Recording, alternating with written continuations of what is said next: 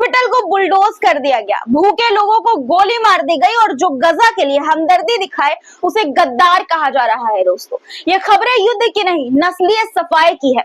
गजा आज एक कैद खाना बन चुका है, एक देश जो कैद खाने में बदल चुका है, जहां जीने की सजा ही मौत है। यूके, फ्रांस, कनाडा से लेकर चीन और चिली तक अब इजराइल को चेतावनी दे रहे हैं। इतने समय से इजराइल गजा को तबाह कर रहा था, लेकिन अब इंटरनेशनल कम्युनिटी एक्शन की बात कर रही है। अल-अक्सा को इजराइल नापाक कर रहा है, किस तरह से ये भी आपको बताऊंगी। वहीं तुर्की ने तानाशाही की सीमाएं लांघ दी हैं। दोस्तों, खबर क्या है आगे जानेंगे आप। ब्रिटेन अब ये कह रहा है कि हम रूस से जंग को तैयार हैं। उधर रूस ने यूक्रेन की राजधानी कीव पर मिसाइलें बरसानी शुरू कर दी है। एआई से चलने वाले ड्रोन अब बम गिरा रहे हैं और न्यूक्लियर हमले की आशंका पहले से कई ज्यादा बढ़ गई है। क्या वाकई तीसरा विश्व युद्ध आने वाला है? बात करेंगे इस पर दोस्तों, इसलिए पूरा वीडियो अंत तक जरूर देखिएगा। बहुत कुछ खास चुन चुनकर खबरें आपके लिए लेकर आई हूँ। वीडियो शुरू करूं उससे पहले आपसे गुजारिश कि लाइक जरूर से कर दिया करिए दोस्तों वीडियो को। चलिए अब शुरू करते हैं। द लाइव टीवी, सच सबसे आगे। आदाब दोस्तों, मेरा नाम है मिसबा खान और आप मुझे द लाइव टीवी पर देख रहे हैं। 19 महीने से जल रहे गजा को लेकर अब दुनिया की नींद खुली है। अब यूके, फ्रांस और कनाडा ने मिलकर एक सख्त बयान जारी किया है कि अगर इजराइल नहीं रुका तो हम कड़े कदम उठाएंगे। पॉलिटिकल एनालिस्ट डैनियल लेवी का ये कहना है कि अब बस बयानों से नहीं, एक्शन से फर्क पड़ेगा। उनका ये कहना है कि संयुक्त राष्ट्र को एक्टिव होना होगा और इजराइल पर असली दबाव बनाना होगा। असली दबाव, सोचिए आप, असली दबाव की बात हो रही है, यानी कि अब तक सिर्फ बयानबाजी ही चल रही है। दोस्तों, वहीं चीन ने भी साफ कहा है कि हम चाहते हैं एक आजाद, संप्रभु और स्वतंत्र फिलिस्तीन बने। साथ ही गजा में तुरंत सीजफायर की मांग की गई है चीन के द्वारा। ये सिर्फ बयान नहीं, ये यूएनओ में चीन का आधिकारिक स्टैंड है। दोस्तों, चिली ने भी दूसरी तरफ ऐलान किया है कि वो अब इस्राएल को हथियार नहीं बेचेगा और जो सामान कब्जाए हुए फिलिस्तीनी इलाकों से आता है उनका आयात बंद करेगा। अब और देशों को भी ऐसे कदम उठाने चाहिए, उम्मीद मैं यही करती हूँ, क्योंकि गजा को तबाह करने में 40 अरब डॉलर उड़ा चुका है इस्राइल। जी हाँ, 2024 के अंत तक इस्राइल ने गजा को बर्बाद करने में सिर्फ 40.4 अरब डॉलर खर्च कर दिए हैं। सोचिए, इतने पैसों में कितनी जिंदगियां बच सकती थी, कितने पेट भर सकते थे, लेकिन यहाँ पैसे मौत पर खर्च हो रहे हैं, जिंदगी बचाने पर नहीं। दोस्तों, इस्राइल के जुल्म के खिलाफ अगर कोई बोलता है तो उसे इस्राइल गद्दार कहता है, देशद्रोही कहता है। ये बात मैं नहीं कह रही हूँ, बल्कि इस्राइली लेखक ने कही है। गिनोद लेवी जो इस्राइली लेखक है, उनका ये कहना है कि अब अगर कोई गजा के लोगों के लिए दर्द महसूस करे तो उसे इस्राइल में देशद्रोही कहा जाता है। उन्होंने ये भी कहा कि भारत जैसे देशों के रिश्ते दोनों पक्षों में अच्छे हैं, तो भारत को अब बोलना चाहिए, वरना गजा में चल रही ये जंग IMEEC जैसे शांति प्रोजेक्ट्स को हमेशा के लिए खत्म कर सकती है। तुर्की के राष्ट्रपति एर्दोगन ने दर्जनों विपक्षी नेताओं को जेल में डलवा दिया है। दोस्तों, अब तो संविधान बदलने की तैयारी में भी है। सवाल अब ये उठता है कि क्या तुर्की अब लोकतंत्र से तानाशाही की तरफ बढ़ रहा है? खबर भी आपके स्क्रीन पर है दोस्तों, आप देख सकते हैं कि किस तरह से संविधान बदलने की तैयारी है और विपक्ष के नेताओं को एक के बाद एक जेल में डाला जा रहा है। इस्राइल आसमान से हमले तो कर रहा है, अब जमीन से भी इंसानियत को कुचल रहा है, वो बुरी तरह से।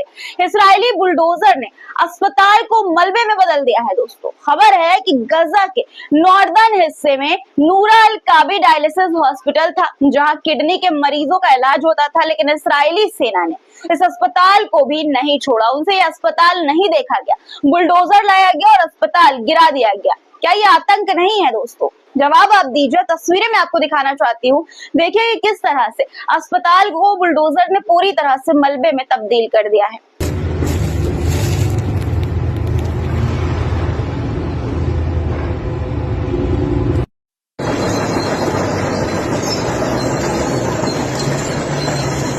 एक तरफ लोगों को इलाज से रोका जा रहा है और दूसरी तरफ खाना लेने गए फिलिस्तीनी मार दिए गए हैं। दोस्तों, गजा में कुछ फिलिस्तीनी सिर्फ खाना लेने जा रहे थे क्योंकि भूख से वो परेशान थे। उनका गुनाह सिर्फ इतना था कि वो जिंदा रहना चाहते थे, अपने छोटे छोटे मासूम बच्चों का पेट एक वक्त भरना चाहते थे, लेकिन तभी गोलियां चल गई, उन्हें वहीं पर मार दिया गया। एक अस्पताल ने गजा के ये बताया कि ये लोग किसी हथियार के साथ नहीं बल्कि खाली हाथ थे और फिर भी गोली मार दी गई है। पश्चिमी मीडिया यानी कि जो वेस्टर्न मीडिया है दोस्तों अब भी चुप है। वो अब भी ये नहीं कह पा रही है खुलकर कि गोली इस्राएली सेना ने चलाई है निहत्थे लोगों पर, भूखे लोगों पर सच ये है कि भूख कोई राजनीति नहीं होती। इंसान को खाना देना, खाना लेना ये अपराध नहीं है, और जब भूखे लोगों को मार दिया जाए तो वो युद्ध नहीं नस्लीय सफाया यानी कि दोस्तों एथनिक क्लेंजिंग होता है, इसे यही कहा जाता है। अब अगर हम भी चुप रहे तो हम भी इस जुर्म में शामिल होंगे, इसलिए वीडियो को ज्यादा से ज्यादा शेयर कीजिए और दिखाइए, स्टेटस में लगाइए दोस्तों, व्हाट्सएप में, इंस्टाग्राम पर डालिए ताकि लोगों तक ये खबरें पहुंचे कि किस तरह से भूखे लोगों पर इसराइल जो है गोलियां चला रहा है और पश्चिमी मीडिया चुप है, खामोश है। अब एक वीडियो मैं आपको दिखाना चाहती हूँ दोस्तों, आपकी स्क्रीन पर इसराइल के जुल्म का ये वीडियो है, देखिए।